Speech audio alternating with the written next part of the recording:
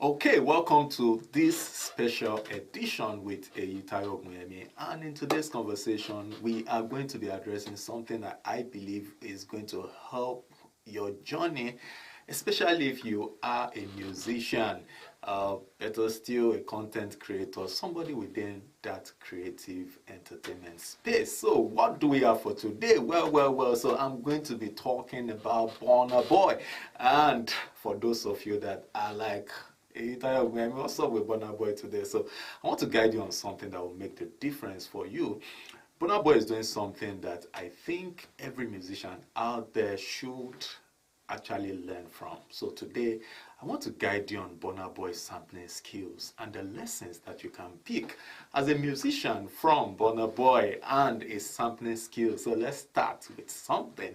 What do you think influenced Burna Boy? Who is the greatest influence? Well, so I don't have Burna Boy seated with me here, but I think one of those figures that has greatly influenced Burna Boy will definitely be Fela Anikulapo Kuti. And of course, you would find in a number of his music, you see a whole lot about that flow, about that lyrics, the instrumentals, and all of those things. You see Burna Boy come alive with all these things, and these are things that we could refer to as sampling, taking a cue, taking from an existing work and then leveraging on it to do something fantastic. So this is my personal view, but I've sat with people within the music space to debate some of these things and have quite a funny view that for every musician that has had to sample Fela's music, they've done greatly. They've done really well. So maybe you can look at many people, maybe musicians that have sampled Fela, and then let me know your thoughts if indeed they've done really well. But I think Burna Boy is just one of those persons that has greatly been influenced by Fela.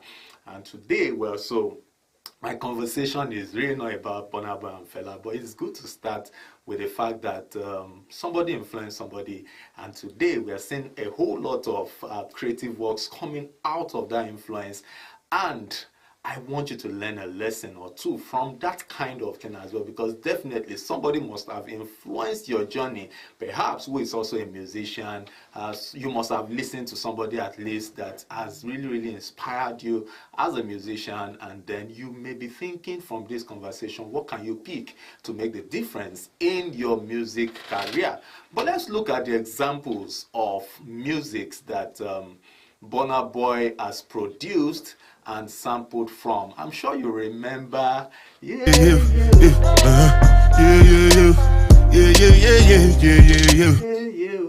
So that's one of those music that Burna Boy made, and of course, don't be shocked that Burna Boy sampled Fela's song for that music. So Burna Boy did that song in 2017, and then you hear things like, I know one buy, I know one payment, I know one that. So these are great things, and they are practical things that you can actually learn from. And the lesson, of course, is that it is not until you pick a full music, a full album, or a full music that you are said to be sampling from an existing work.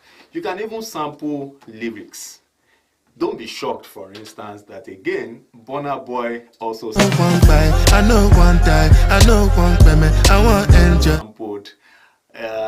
line of nice lyrics in, what's the song again? Little money sooner spending. So creative things, creative guy. This guy is doing fantastically well. And to music, of course, recently 2022, you'll find that last Burna Boy sampled Tony Braxton, and again in this year Burna Boy decided to sample another song, of course. And on and on. The lesson is Burna Boy is on top of the world. Well, so that coincidentally happens to be a title of one of his recent songs, and perhaps the album actually. And he's doing a great work there. And so we want to look at the lessons that you can pick. Remember, I said something earlier on that you can actually, you don't have to pick the entire music, an entire existing music, before you say that you're making a sampling of that music. So sampling is like you're picking from an existing work and then you are using it to create something new. You're being creative, picking from something. It doesn't have to be something that trended when it was done. You can do a better version of something that is old and you're refining it to make it something fantastic and in a new way to the new market, as it were. So this is just what sampling is. So sampling, you can be picking the vocals, meaning even the voices behind of existing works. You can be picking instrumentals. You can even pick lyrics. I gave you the example of Nice as well, how Burna Boy picked a verse of his lyrics. So you can pick sample lyrics. You could even sample media. You saw something fun, something fantastic, and then you picked it from an existing work and you decided to reproduce it in your own work. So media example is there, and then you can sample sound effects as well. These are practical examples of things that you definitely can look to sampling in an existing work to create a new work. So let's look at, I'll talk about 4 or 5 different lessons that you can pick as somebody within that space that is building a career path within the music space. So what are the lessons you can pick from Burna Boy? Number 1 lesson that you can pick from Burna Boy is the lesson of being creative and understanding that works that you are trying to pick from, they are original to the people that own them. And depending on the law that regulates this, so let's say for instance in Nigeria, you need to realize that if you're picking from an existing work, that person has a right to that work. It's actually it's going to be a copyrighted work. And the way copyright works, you don't need to register before you can claim an ownership of the work. The moment you produce the work, it is said that copyright is magnetic. It glues to the copyright holder from the very moment that that work comes into existence. So you need to be conscious of this, that look, it's good to sample a work, but you also need to ensure that you have an understanding of copyright law, and that sampling cannot just be automatic. Otherwise, you are going to be violating the copyright of the copyright holder. So copyrights, they glue a whole lot, and it comes to play the moment that work comes into existence. So you need to respect that fact. And in respecting that fact, it would then mean that you need some kind of consent, perhaps from the copyright holder, that look, I want to pick this, I want to extract this, or I want to adopt, sample your work, and then I want to do something new from it. So you need a kind of consent to make this whole thing work, especially when you are going to be commercializing your content. This is very crucial. And why did I have to say especially when you want to commercialize your content? Because sometimes you may really not need to get consent, especially when your work is not necessarily for commercial purpose. Let's say it's for educational purpose, or it's something that we could class as a derivative work. And for knowledge of that, you might want to check my my existing work where I analyzed Brother Shaggy's creative use of existing work. And don't be shocked, recently he did Gwagwalada Refix. Not remix. And I wish, I know that my people will be playing that song for you without, so that you can also have a feel of how all these things work. But if you recall, Brother Shaggy did Eba Eba. That's like a rendition of Ashake's Yoga. And in that session that I had earlier on, I talked about this whole thing, and I believe that there are lessons that you can take from that. Come lady Tunde, you are smoking cigar. No dey look Bobby, calculating money, you jẹ́ máa gbàdúrà.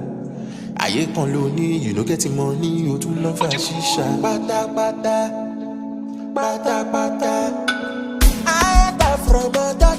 If you're yet to view that session, I think you should view it, and I'm sure that a link is going to be posted just below this video for you to learn further on this conversation. So in that session, I analyzed how you can be creative with existing works without owing anybody any apology or owing anybody. It's not necessarily about apology. It's good to show some kind of appreciation, but you do not owe anybody a dime, which is what sometimes might be the case, because you don't know how good the job is. I mean, the product, the end product is going to be in the market, and you're trying to make sure that you don't get yourself into a position where you have to pay royalties to the owner of the existing work just because you're sampling that work. So you should check my session. I did it for content creators, and you as a musician, I'm sure that yes, you also are a content creator and you would learn from it. So please check that session, and I'm sure it will benefit you a whole lot. Then the second thing that I want to talk about is the creativeness behind what you are doing. In sampling existing work, one of those things that can come to your mind is to really analyze who and who inspired you growing up within the music industry. If, for instance, a Toni Braxton really inspired me, I could want to do something just to show that I honor her. I could want to do something just to also show that she's still a legend or something. And in doing all of these things, this is how you help these people to come back to life. You can imagine, before Burna Boy sang the last song, man, well, so I was in that generation where I met Toni Braxton, and I was so deep in love with her music. It wasn't man enough. And I'm sure that the generation after mine, the next after that, and all of that, they may not even know who Toni Braxton was at that time. They may not even know the music and all of that. But Burna Boy, that belongs to the generation that is trending and people listening to him, he now bringing in a music from another generation that could have been referred to as the oldies. There is a way it takes everybody back to that generation, and then they begin to see the sense of creativity in Toni Braxton's song. So what am I saying in essence? Sometimes you sample people's music not because your song is weak, not because you need them, but you do because you are trying to show some sense of recognition and appreciation to these people. And then in doing that, you bring them back to life. Now, I had to say this because I would sum up my conversation on a fourth note, which has to do with your negotiation skill when you are sampling another, an existing work. And so I hope I will get into that so that I do not, delve away from that pathway. So this is very crucial.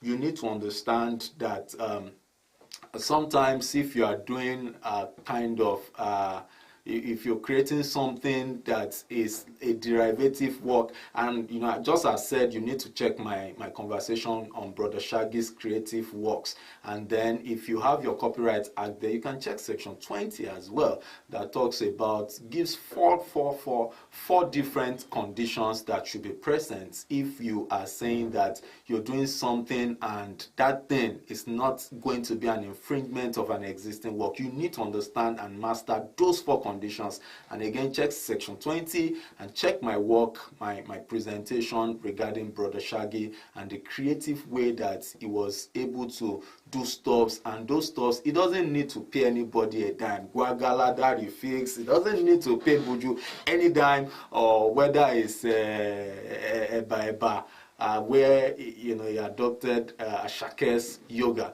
He doesn't need to pay any dime, but he can stretch a hand and have a handshake and say, guys, you did a great work, and thank you for making a great music, and so thank you for inspiring me to also make something out of it, because that would definitely be something that you can do without owing anybody or breaking any bank.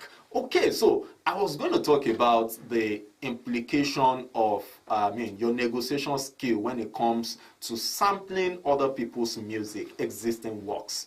You see, you have to analyze a whole lot of benefits that come from you sampling an existing work. And I give the example of Tony Braxton. Well, so I'm a lawyer, but I'm not privy to all the terms and conditions that existed between Burna Boy and Tony Braxton. Even though I read in the media, blah, blah, blah, but I've learned to not follow the media so much so that I lose touch with being a lawyer. So I'm not going into all those details.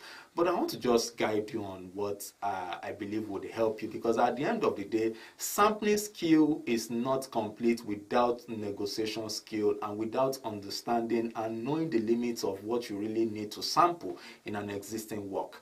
Do you need to even sample the entire music? Do you need to just sample the lyrics? Or you just need to sample the instrumentals or the sound effects? You need to identify exactly that which you want to sample, and you have to ensure that the sampling itself, what you want to sample, is something that flows with who you are, with your kind of lyrics, with who, well, so it could be technical. It could be very, very, very technical. You can pick a Michael Jackson and then bring it live to, who do I use now? An Ashake. I'm not saying that it's not possible, but the point is that you need to have an understanding. So now Ashake may be looking at the word content, right? It may not necessarily be the lyrics, or he may even be able to adopt the lyrics, but it gives him more work to do. So you need to know where you belong. What kind of sea do you swim in easily, and who do you think has been inside that kind of sea before? Burna Boy flows naturally when it comes to anything with Fela, and you see that has really, really taken him to the top of his game, and he continues to use that over and over. And a lot of musicians are not really getting the feel of the strategy behind all of these things, which is what I'm sharing with you. So do your negotiation well, understand what you need, stop at what you need, and place your negotiation on what you need. Do you need to give royalties, or you want to just do a one-off right away, so that the risk and the benefits, you know, the music being sampled, the copyright holder being sampled does not have to care a whole lot about what happens after you have paid off. So you need to analyze all of these things and then ensure that you put hands in black and white. And why is this so? So many years ago, there was this musician, and for purposes of privacy and all of that, I'm not going to mention him, but there was this musician that really trended at that period. The problem was when he came to life and launched his album, or when he went into the studio, he never really believed that he was going to make it big time, or that album was going to do very well. So he sold very cheap at that time. And eventually this album came out, was trending everywhere, but he already sold everything, and he had no form of royalty other than that which he has sold. So what's the lesson for you? My lesson to you is this: in sampling existing work, you have to be smart enough in your negotiation, know what the limits are, and also be smart enough to identify how the music being sampled, how your sampling is going to be helping that music. I gave the example of Tony Braxton, for instance, how Burna Boy brought Tony Braxton back to life and reintroduced her to generation that may not have really met her when she was trending as a musician. So these are creative things you can do. And well, as a lawyer, and not just as a lawyer, but as your friend, I'll tell you, it's very important for you to write it down. Put it down in black and white when everyone is still smiling. I'm sure this is not the first time you hear me say this. Put it in black and white when you guys are still smiling. I'm not saying you fight, but play safe by ensuring that you have an agreement. So I hope with these few points of mine, I've been able to share with you some principles, strategies, and ideas you can pick from Burna Boy's sampling skills. And guys, go do something creative. I trust that you will be able to reference this session as something that was helpful in your career. And remember to share, remember to like, and remember to comment. See you again, guys. Take care.